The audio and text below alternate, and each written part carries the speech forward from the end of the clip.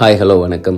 Aliens பற்றி பேசுங்க அப்படின்னு சொல்லியிருந்தாங்க. அண்ட் ஏலியன்ஸ்னாலே ஒரு சுவாரஸ்யமான டாபிக் தான். என்டையர் மில்கி வே கேலக்சியில் இருக்க ஸ்டார்ஸை விட பூமியில் ஏலியன்ஸ் பற்றின விஷயங்கள் அவ்வளோ இருக்கு. ஏலியன்ஸ் அப்படின்ற கான்செப்ட் இப்போ வந்ததில்லை. இது 16th century அதுக்கு பிஃபோர்லேருந்தே இருக்கு. யூஎஸ்ல ஏரியா 51 மரியானா ட்ரென்ச்லேருந்து MS-370 மலேசியன் ஃபிளைட்லேருந்து ஈவன் இங்கே நம்ம கேரளாவில் ஒரு 3 பேர் இறந்தாங்க. கேரளாவில் 3 பேர் இறந்தவங்க கேஸ்லாம் ரொம்ப பரபரப்பாக போச்சு. ஒரு வெப்சைட்டில் நான் தான் ஏலியன் பேசுகிறேன், நீங்கள் இந்த டைம் இறந்து போனீங்கன்னா மார்ஸில் உயிர் பெற்று வருவீங்க, இப்படிலாம் உங்களை பிரெயின் வாஷ் பண்ணி நம்ம தமிழ்நாட்டில் கூட ஏலியன்ஸ்க்கு டெம்பிள் இவ்வளோ கான்ஸ்பிரசி தியரிஸ் இந்த ஏலியன் அப்படின்ற ஒரு வேர்டை வச்சு நடந்துட்டு இருக்கு. ஏலியன் அப்படின்னா எக்ஸ்ட்ரா டெரஸ்ட்ரியல் லைஃப், அதாவது நம்ம பூமியை தாண்டி வேற எந்த கிரகத்துலனாலும் ஈவன் எந்த நட்சத்திரத்தினாலும் ஏதாவது ஒரு உயிரினம் இருந்தாலுமே அது நமக்கு ஏலியன். ஏலியன்னா இந்த மூவிஸ்ல காட்டுற மாதிரி இப்படிதான் இருக்கணும், அதாவது ஒரு கிரீனிஷா, ஐஸ்லாம் பெருசா, அவங்களுக்கு கால்லாம் லீனா, கையெல்லாம் ரொம்ப பெருசா, இப்படிதான் இருக்கணும் அவசியமே கிடையாது. அது எல்லாமே நமக்கு சுவாரஸ்யம் ஊட்டுறதுக்காக அவங்க எல்லாருமே கிரியேட் பண்ற ஒரு ஐடியாலஜி தான். ஸோ ஏலியன் அப்படின்னா அது ஒரு பாக்டீரியாவா கூட இருக்கலாம், இல்ல அமீபாவா கூட இருக்கலாம், அது என்ன வேணா இருக்கலாம். அது எல்லாமே நமக்கு ஒரு ஏலியன் தான். பூமியை தாண்டி நம்ம வெளியே எங்க கண்டுபிடிச்சாலும் அதுக்கு பேர்